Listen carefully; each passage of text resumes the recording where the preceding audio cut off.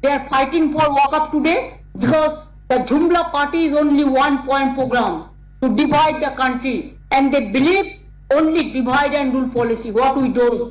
আমাদের কনস্টিটিউশন আমরা মানি, আগে কনস্টিটিউশনকে শ্রদ্ধা করো, তারপরে কারো অধিকার কেড়ো। All amendments have been passed. Is a mover? All our amendments have been rejected, Announcer. and their amendments have been allowed. This today's proceeding has a first proceeding. This is a black day of the democracy. The parliament procedure has been eschewed by them. तो कुछ हम लोग को कुछ सुजोग कोई सुविधा नहीं दिया, कुछ नहीं बोलने दिया, हम लोग कुछ नहीं बोलने दिया। রাজ্যের মুখ্যমন্ত্রী মমতা ব্যানার্জি বলেছিল এই আইনকে আমরা বাংলায় লাগু করতে দেবো না, কিন্তু এখন দেখছি রাজ্যের মুখ্যমন্ত্রী নবান্ন থেকে ডিএমদেরকে নির্দেশ দিয়েছে যে ওয়াকফ যে সম্পত্তি পোর্টালে রেজিস্ট্রেশন করার জন্য। কি বলবেন? মমতা ব্যানার্জির দ্বিচারিতার মুখোশ আবার খুলে পড়ল। মমতা ব্যানার্জির মুখ আর মুখোশ নতুন ভাবে আবার বাংলার মানুষ দেখতে পেল। মমতা ব্যানার্জি পশ্চিমবাংলার মুসলিম সম্প্রদায়ের মানুষকে কি বলেছিল? দুটো তিনটে কথা বলেছিল যে ওয়াকফ নিয়ে আন্দোলন করতে হলে দিল্লি যাও, এখানে গুলোগুলি করবেন না, তাহলে আমার থেকে বড় শত্রু হবে না, কিছু কথা। আবার একটা ধর্মীয় অনুষ্ঠানে গিয়ে মমতা ব্যানার্জি বলেছিল ওয়াকফ অ্যামেন্ডমেন্ট অ্যাক্ট 2025 সেন্ট্রাল গভর্নমেন্ট যেটা নিয়ে এসেছে এটাকে আমার বাংলাতে লাগু হতে দেবো না, ইমপ্লিমেন্ট হতে দেবো না।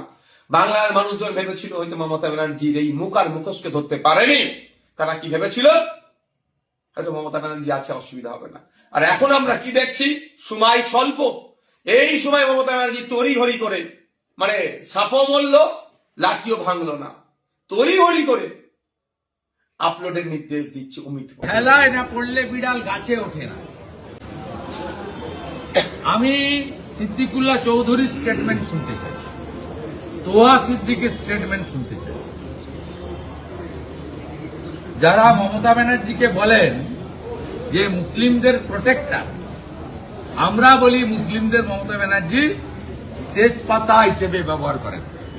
আজকে আমি প্রশ্ন করতে চাই, মোথাবাড়িতে 68টা হিন্দু দোকান ওয়াকফ অ্যামেন্ডমেন্ট বিলের বিরুদ্ধে ভাঙা এবং পোড়ানো হয়েছিল, তাদের কাছে ক্ষমা চাইবেন তো মমতা ব্যানার্জি?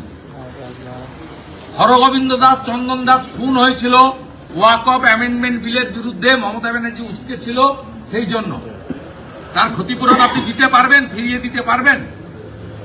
শামশেরগঞ্জ ভুলিয়ানের হিন্দুরা দেশি নৌকো করে স্বাধীন ভারতবর্ষে প্রথম লোক হিন্দু পলায়ন দেখেছিল, বৈষ্ণবনগরের স্কুলে গিয়ে উঠেছিল।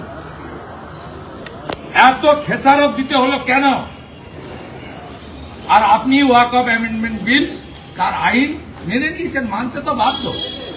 বাবা সাহেব আম্বেদকরের সংবিধান শেষ কথা বলে তাই লেখা আছে, for the people, by the people, of the people, not for the Mamata, by the Mamata, of the Mamata. এটা নেই, সংবিধান শেষ কথা বলে। যেদিন দুটো পার্লামেন্ট পাস করে দিয়েছে, রাষ্ট্রপতি অ্যাসাইন করে দিয়েছে, ভারত সরকার রুল জারি করে দিয়েছে মাইনরিটি অ্যাফেয়ার্স মিনিস্ট্রি, সেদিনই আইন কার্যকর হয়ে গেছে। অতএব এই যে জলটা ঘোলা করে খায় না, এই অবস্থা হয়েছে এই তোলামূল সরকারের। আমি শুধু মুসলিমদের বলবো যে আপনারা যারা মিছিল মিটিং করলেন এইখানে রামলীলা ময়দানে, সিদ্দিকুল্লাহ চৌধুরী বলেছিল প্রথমে জেলায় জেলায় ঘিরবো, 2000 করে লোক বসাবো 50টা জায়গায়, আর কলকাতাকে নাকি তিনি 15 মিনিটে হিলিয়ে দেবেন, স্তব্ধ করে দেবেন। ওই একই আর কি, এখন মমতা ব্যানার্জি হিলিয়ে দেবে বলছে, তিনি স্তব্ধ করে দেবেন, একই আর কি, ওই সমার্থক শব্দ, সিনোনিমাস। তা বলেছিলেন এখন একটু লেকচার দিন, আমরা চাই, শুনতে চাই। আর যে হিন্দুদের ক্ষতি করেছেন এই আন্দোলনের মধ্য দিয়ে, তাদের ক্ষতিপূরণ দিন, গলায় গামছা দিয়ে ক্ষমা চান। মমতা ব্যানার্জি 3 আর 4 মালদা মুর্শিদাবাদে 4 তারিখে ক্ষমা চেয়ে আসুন, ক্ষমা চেয়ে আসুন। আর মুসলমানরা যদি সত্যিকারে ওয়াকফ অ্যামেন্ডমেন্ট বিল গ্রহণ না করে থাকেন, তাহলে মমতা ব্যানার্জিকে বয়কট করে দেখান যে আপনারা ওয়াকফ অ্যামেন্ডমেন্ট বিলের বিরোধী। আর যদি মমতা ব্যানার্জির এই চালু করা মেনে নেন, তাহলে বুঝতে হবে যে আপনাদের আন্দোলন ছিল ওয়াকফ অ্যামেন্ডমেন্ট বিলের বিরুদ্ধে নয়, সাধারণ গরিব নিরীহ হিন্দুদের বিরুদ্ধে।